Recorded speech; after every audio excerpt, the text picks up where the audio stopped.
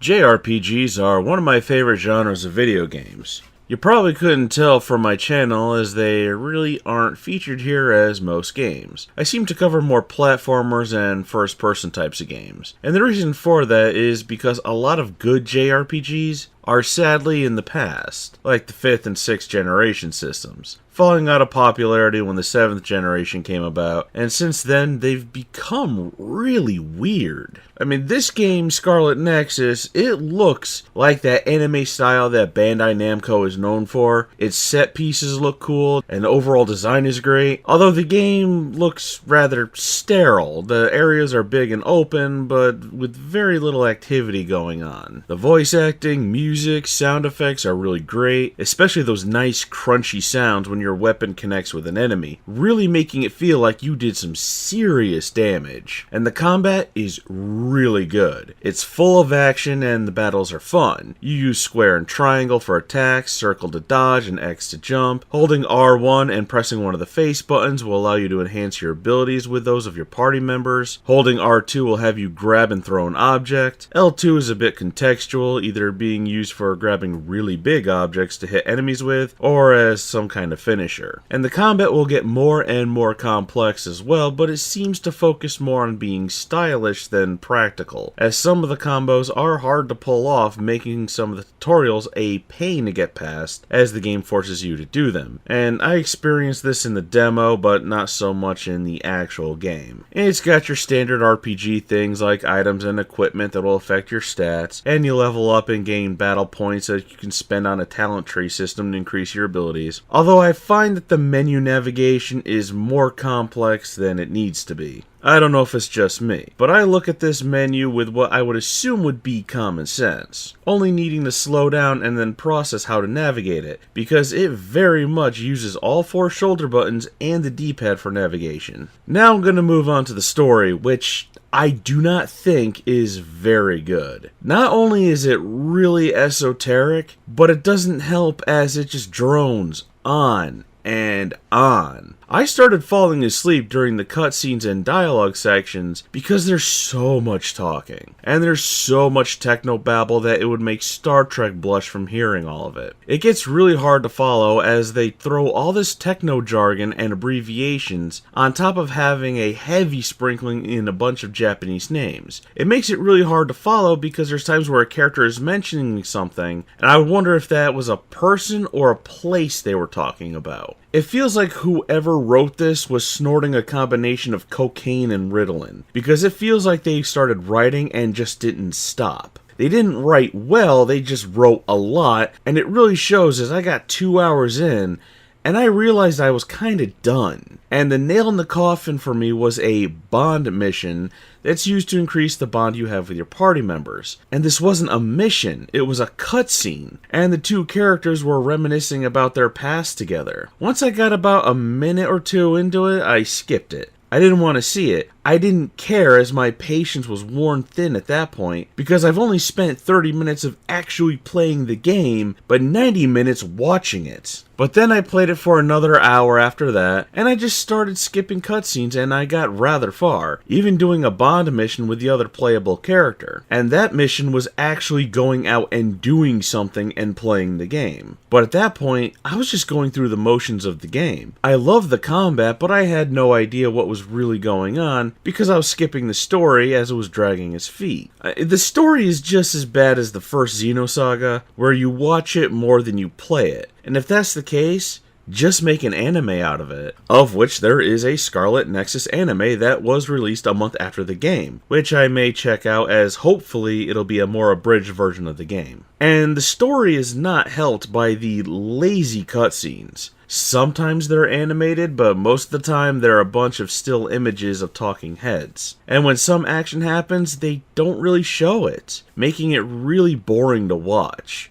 Granted, Tales of Berseria did this too, but it kept those parts short and to the point, and used more animated cutscenes which helped keep me engaged. And then there's all these anime cliches that compromise the story. There's a military organization that uses teenagers with special abilities, but they also have to have it so the younger looking characters are actually older looking ones, and the older looking ones are also younger ones, and then they address that by saying that age doesn't matter when it comes to rank or something like that. It was really convoluted and felt convoluted just for the sake of being convoluted. The main male character's mother died in an attack by the monsters that you fight, and his father is head of the military organization, which sounds really much like Evangelion or Evangelion, however you want to pronounce it. He's a really friendly guy that only wants to help. The main female character, who I didn't play as, is that, I think it's called Sunder, Tusndre type character. I don't know how it's pronounced, and don't care. Where she's tough and cold, but over time manages to open up and become friendlier. Although I could be wrong, as like I said, I didn't play the game for that long, but I'd be willing to bet money on it that I'm right. And not just a lot, not an obscene, and not a profane amount of money, but a sacrilegious amount of money that I'm right. While Kingdom Hearts 3 suffered from needing to know about the spin-off games, Scarlet Nexus suffers from need to know exactly what the writers were thinking, which doesn't help with the terrible pacing of the story. There's 12 phases for the two main characters. For the prologue and phase 1, it took me 2 hours to complete. But from phase 2 to phase 6, I was skipping all the cutscenes, and I finished those 4 phases in about 90 minutes. Now you may be wondering, if I was skipping all the cutscenes, how am I going to understand the story? Because as I said earlier, I said I didn't know what was going on. Because of 3 reasons. 1, in the pause menu, there's a chapter synopsis where you can read to find out what's going on. 2, the game alerts you when you have a new text message from your friends and they talk about stuff, especially stuff that's going on in the game. And number 3, the characters never stop talking when you're out on a mission. They give you so much exposition of what's going on and on what you've just seen. So there's really no reason to watch any of these cutscenes. And then when you get into the more technical stuff of the game, the camera is terrible as it likes to position itself in really bad places. And in the early parts of the game, it's very claustrophobic, with narrow corridors all over. Nothing is open, so the camera tends to freak out by getting really close to your character. The lock-on system sucks. I found myself unlocking and relocking onto an enemy, and then it would work for maybe a little bit, but mostly the character would just attack the air around the enemy. Once I shut the auto lock-on off and left it off, I found myself not attacking the air around enemies and actually landing hits. And there's only a handful of enemies, about 9 different ones, just with 3 to 4 different variations that will inflict different status ailments. Even bosses repeat themselves. One of the most annoying enemies is this yawn type, and they somehow jump into the ground like it was liquid and then they jump up to attack. But when they do this, they'll pretty much stay in the same spot as long as you're close. So their AI is pretty bugged, but they're damage sponges and hit like trucks. Something called chinery enemies will back away as their weak spot is their butt, and chinery enemies are easy to dodge, but yawns are not. I've dodged past a yawn's bite attack and still took damage, so I do think that the yawn ones are bugged. Companions are worthless in battle. It's like they were dared to make them more useless companions than Kingdom Hearts. These characters do almost no damage in combat, regardless of whatever equipment you give them. Their only use is for you to borrow their powers, and that is it.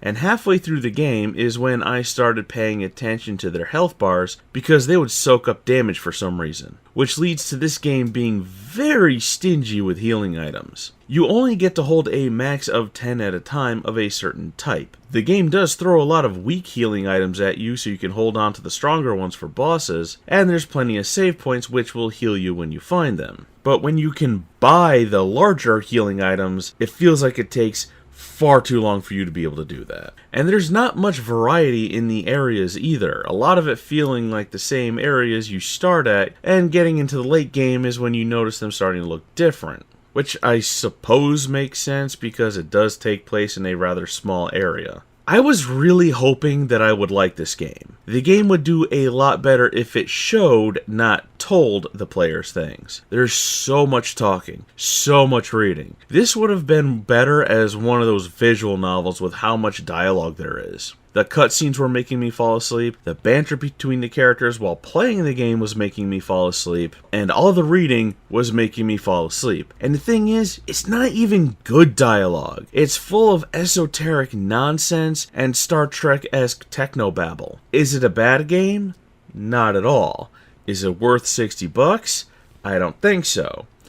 This is a game that is for a very, very niche audience. This is for people that enjoy those visual novels that are all over Steam, but want some really good and flashy hack and slash gameplay sprinkled in. If you fit those specific requirements, then you'll like it. If you don't, then you will not.